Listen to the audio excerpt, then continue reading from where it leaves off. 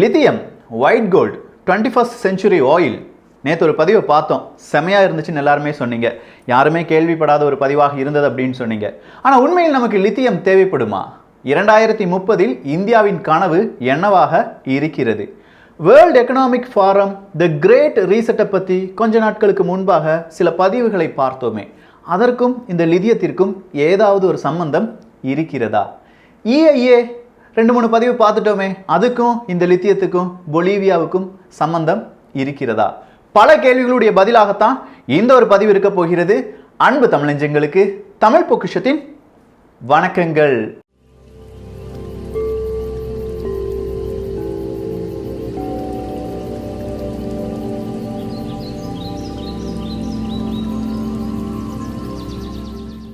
Environmental impact assessment, இது வழியாக நம்ம என்ன செய்ய போகிறோம்? நம்முடைய வளங்களை பிற நிறுவனங்கள், பன்னாட்டு நிறுவனங்கள் திருடி போகாமல் பார்த்து கொள்ள வேண்டும். அதற்கு தகுந்தது போல இந்த சட்டத்தை வடிவமைக்க வேண்டும் அப்படிங்கிறது தான் நம்முடைய குரலாக இருக்கிறது. எப்போ நீங்கள் எவ்வளவு தனியார் நிறுவனங்களை வேண்டுமானாலும் கொண்டு வாருங்கள், ஒரு மரத்தை வெட்டுனீங்கன்னா 10 மரத்தை வைங்க.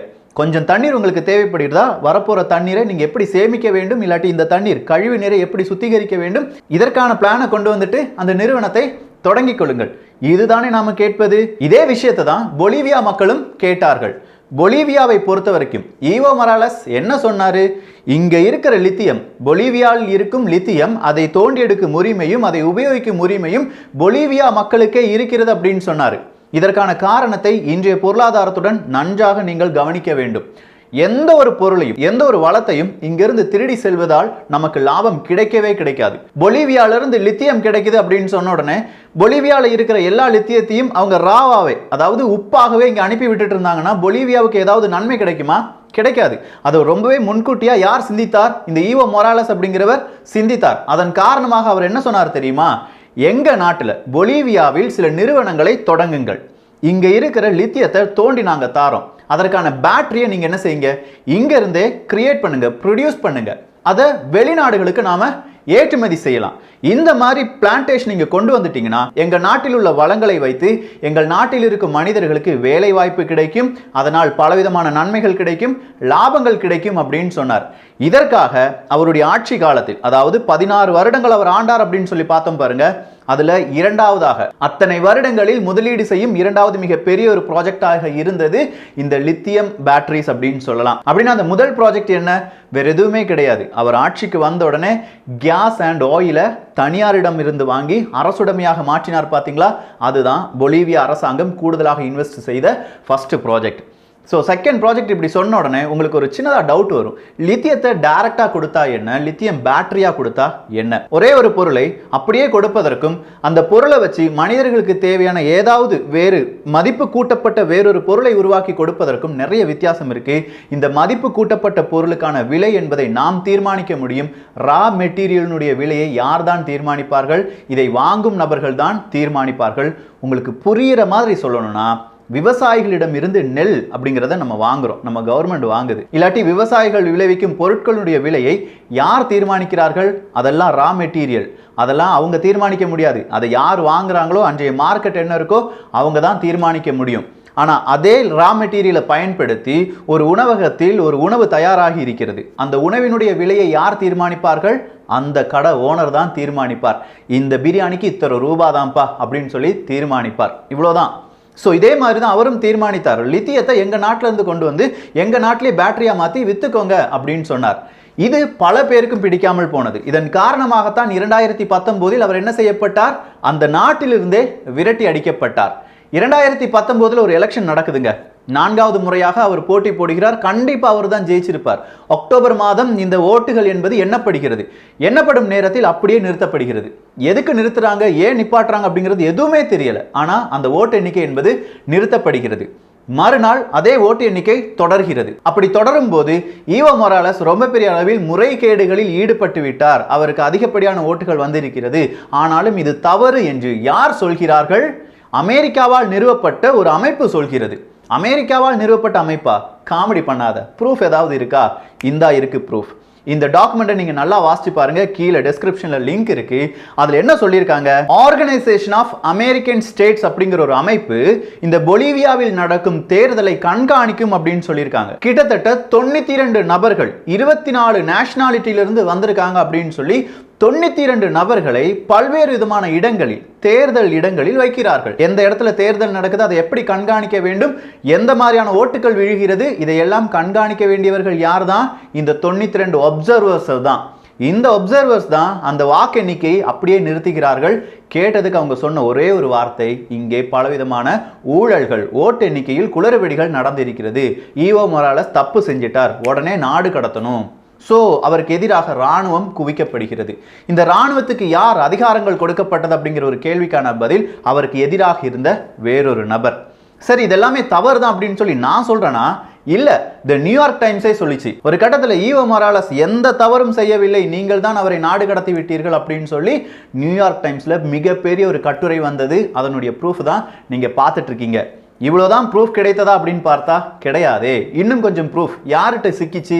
Radio education network of Bolivia, அந்த மாதிரியான ஒரு ரேடியோ ஸ்டேஷனுக்கு 16 ஆடியோ ஃபைல்ஸ் அப்படிங்கிறது வருது. இந்த 16 ஆடியோ ஃபைல்ஸ் யார் யாருடன் பேசியது தெரியுமா? நம்ம முதல்ல பார்த்தோம்ல, இந்த அமெரிக்கன் ஸ்டேட்ஸினுடைய அந்த ஒப்சர்வர்ஸ் அவர்களும் பொலிவியா நாட்டினுடைய எதிர்க்கட்சி தலைவரும் பேசிக்கொண்டது. அவங்க எப்படி இந்த ஈவோ மொராலஸை வெளியில் அனுப்ப வேண்டும், அதற்கான திட்டங்கள் என்ன, எந்த மாதிரியான இராணுவத்தை கொண்டு வர வேண்டும், முழு கதையும் ஸ்கிரிப்ட் வழியா என்னென்ன நடக்கணும், எப்போது நடக்கணும் அப்படிங்கிறத பேசிய ஆடியோ முழுவதும் ரிலீஸ் ஆகிறது. ஆனால் இதன் காரணமாக ஈவோ மொராலஸ் அப்படிங்கிற ஒரு திருப்பி வந்துட்டாரா? இல்ல. ஏன்னா அந்த ஈவோ மொராலஸை நாடு கடத்திய உடனே இந்த நாட்டினுடைய மொத்த அதிகாரமும் யாருக்கு கொடுக்கப்படுகிறது? மிலிட்ரிக்கு கொடுக்கறாங்க. மிலிட்ரிக்கு கொடுத்த உடனே ஈவோ மொராலஸினுடைய கட்சியில் உள்ள அனைவரும் கைது செய்யப்படுகிறார்கள். ஸோ இதுக்கு மேலே நம்ம இந்த நாட்டில் இருந்தால் நம்மளை கைது பண்ணிடுவாங்க, அப்படி இல்லைன்னா கொலை செய்து விடுவார்கள், விமானத்தில் வைத்து விமானத்தை வெடிக்க வைத்து விடுவார்கள், இல்லாட்டி வேற ஏதாவது வெடிகுண்டு வெடிக்கும், அதில் நாம் உயிரிழந்து விடுவோம். இன்னைக்கு லெபனன்ல நடந்துச்சு பாருங்க, அதே மாதிரியான சில வெடி விபத்துகள் தான். லெபனனில் நடந்ததுக்கு அப்டேட் கண்டிப்பாக நாளை ஒரு பதிவு வரும். பல லட்சம் நபர்கள் வீடுகளை இழந்திருக்கிறார்கள். இன்னும் ஒரு மாதத்துக்கு தேவையான உணவு மட்டுமே அவங்களுடைய குடோனில் இருக்குன்னு சொல்லியிருக்காங்க. ஸோ பல பிரச்சனைகள் லெபனனுக்கு காத்திருக்கிறது. அதை வேறொரு பதிவாக பார்த்து விடலாம். இதே மாதிரி நானும் கொல்லப்படுவேணும் அப்படின்னு சொல்லி ஈவோ மொராலஸ் எங்க போறாரு? மெக்சிகோக்கு போறார். மெக்சிகோல இருந்து இப்ப அர்ஜென்டினாவுக்கு போயிட்டார் அப்படின்னு சொல்லியிருக்காங்க. ஸோ 3 நாடுகள் தான், அர்ஜென்டினா, சிலி, பொலிவியா. இந்த 3 நாடுகள் தான் லித்தியம் ட்ரையாங்கிள் அப்படின்னு சொல்லுவாங்க. இந்த 3 நாடுகளில் மட்டும்தான் அதிக அளவு லித்தியம் என்பது இருக்கிறது. லித்தியம் லித்தியம் லித்தியம் அப்படின்னு சொல்லிட்டு இருக்கியே, வரும் காலங்களில் லித்தியம் தான் இந்த உலகை ஆளப்போகிறதா? நிச்சயமாக ஆளப்போகிறது. வேர்ல்ட் எக்கனாமிக் ஃபாரம் என்ன சொன்னாங்க? ஒரு கிரீன் அக்ரிமெண்ட்டுக்கு எல்லாருமே வரணும். நிறைய பேர் இந்த டீசல் பெட்ரோல் இன்ஜின் எல்லாம் உபயோகிப்பதை நிறுத்திவிட்டு அப்படியே சோலாருக்கோ இல்லாட்டி எலக்ட்ரிக்கோ மாற வேண்டும் அப்படின்னு சொன்னாங்க. எலக்ட்ரிக் மாற வேண்டும் என்றால் இப்போது ப்ரொடியூஸ் பண்ற கார் இருக்கு பாருங்க, வாகனங்கள் இருக்கு பாருங்க, அந்த வாகனம் 0.7% வாகனம் மட்டுமே உலகத்தில் இருக்கும் எலக்ட்ரிக்கல் கார்களுடைய எண்ணிக்கை. ஒட்டு மொத்தமாக நீங்கள் 100 கார் எடுத்துக்கிட்டிங்கன்னா ஒரு கார் கூட இப்போது எலக்ட்ரிக் கார் கிடையாது. ஆனால் 2020க்கு பிறகு இந்த எலக்ட்ரிக் கார்களுடைய தேவைகள் அதிகரிக்கும்.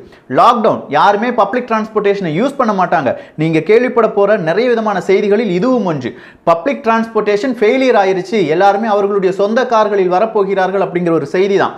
பப்ளிக் டிரான்ஸ்போர்ட்டேஷனில் போனால் நமக்கு நோய் தொற்றி விடுமோ அப்படிங்கிற ஒரு பயம் வரும். இல்லாட்டி ஒரு சீட்டில் ஒரு நபர் தான் இருக்க வேண்டும் அப்படின்னு சொல்லுவாங்க. ஸோ நிறைய நபர்கள் அவர்களுடைய தேவைக்காக வாகனத்தை வாங்குவார்கள். அப்படி வாங்கும் வாகனம் எலக்ட்ரிக் வாகனமாக இருக்கும். 2030இல் இந்தியாவில் அனைவரும் எலக்ட்ரிக் கார்களை பயன்படுத்த வேண்டும் அப்படிங்கிற ஒரு சட்டம் கொண்டு வரப்படும். இப்போது எது தேவைப்படும்? லித்தியம் தேவைப்படும். அந்த லித்தியம் யாரிடம் இருக்கிறது?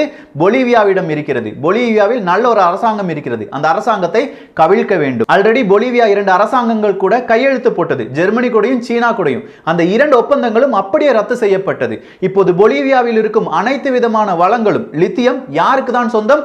அங்க இருக்கும் மிலிட்டரிக்கு தான் சொந்தம். அந்த மிலிட்டரி யாருக்கு சொந்தம்? அமெரிக்கா இல்லாட்டி மிகப்பெரிய சக்திகளுக்கு சொந்தம். இப்போது சொல்லுங்கள், அந்த லித்தியம் யாருக்கு போகும்? இன்னும் அந்த எலெக்ஷன் நடக்கல. பொலிவியால மாற்றி வைக்கப்பட்ட எலெக்ஷன் இன்றளவும் நடைபெறவில்லை. வரும் காலத்தில் செப்டம்பர் அக்டோபர் மாதங்களில் நடைபெறும் அப்படின்னு சொல்லியிருக்காங்க. அப்படி நடைபெற்றாலும் அங்கு அமைய போகும் ஒரு அரசியல் மாற்றத்தில் தான் பொலிவியாவினுடைய வளம் இருக்கிறது. 2025 8 லட்சம் டன் லித்தியம் என்பது சீனாவுக்கு மட்டுமே தேவைப்படும் அப்படின்னு சொல்லி ஒரு புள்ளி விவரம் சொல்கிறது. 2017 லித்தியத்துக்கு தேவையும் 2025 லித்தியத்துக்கு தேவையும் தான் இந்த கிராஃபா நீங்க பார்த்துட்டு இருக்கீங்க. கிட்டத்தட்ட 500க்கும் மேற்பட்ட மடங்கு கூடுவதற்கான வாய்ப்புகள் இருக்கிறது. சோ சீனா பல இடங்களில் முதலீடு செய்து வைத்திருக்கிறார்கள். அதே மாதிரி சீனாவிடமும் என்ன இருக்கு? லித்தியம் என்பது இருக்கு. இந்தியாவிடம் லித்தியம் இருக்கிறதா? கிடையாது. சோ இந்தியா யார் கூடலாம் ஃப்ரீ ட்ரேட் அக்ரிமெண்ட் போடுறதுக்கு ட்ரை பண்ணாங்க? பொலிவியா கூட, அர்ஜென்டினா கூட, சிலி கூட. இதுல சிலி கூட நம்ம என்ன போட்டுட்டோம்? ஃப்ரீ ட்ரேட் அக்ரிமெண்ட்டை போட்டுட்டோம். இதன் வழியாக நமக்கு என்ன கிடைக்கும்? லித்தியம் என்பது கிடைக்கும். சரி, இந்த இடத்தை அப்படியே விட்டுட்டு எலன் மஸ்க்கு வாங்க. எலன் மஸ்க் ட்விட்டர்ல என்ன சொன்னாரு? எங்க கிட்ட காப்ஸ் இருக்கு, காவல்துறை அதிகாரிகள் இருக்காங்க, எங்களுக்கு கிடைக்காத எந்த பொருளாக இருந்தாலும் எங்களுடைய காவல்துறை அதிகாரிகளுக்கு நீங்கள் பதில் சொல்ல வேண்டும் அப்படின்னு சொன்னாங்க. உடனே அதுக்கு ஈவோ மொராலஸ் என்ன தெரியுமா சொன்னாரு? நீங்க மிகப்பெரிய ஒரு கம்பெனியினுடைய சிஇஓ, ஆனா லித்தியம் எல்லாருக்கும் தேவைப்படுகிறது, உங்களுக்கு மட்டும் தேவைப்படவில்லையே, கொஞ்சம் தயவு காணிக்க வேண்டிதானே அப்படின்னு கேட்டார். அதுக்கு எலன் மஸ்க் என்ன சொன்னார்?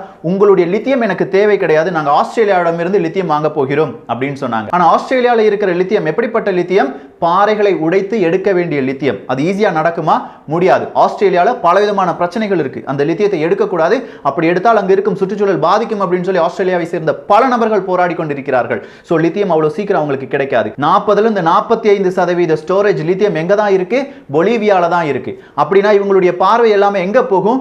பொலிவியாவை நெருங்கி இருக்கும் நாடுகள் பக்கம் போகும். ஆம், போனது. பிரேசில் கூட டெஸ்லா பேசுறாங்க, நாங்க எங்களுடைய கார் பிளான்டேஷனை பிரேசில்ல வைக்க தீர்மானிக்கிறோம், உங்களுடைய விருப்பத்தை சொல்லுங்கள் அப்படின்னு சொல்றாங்க.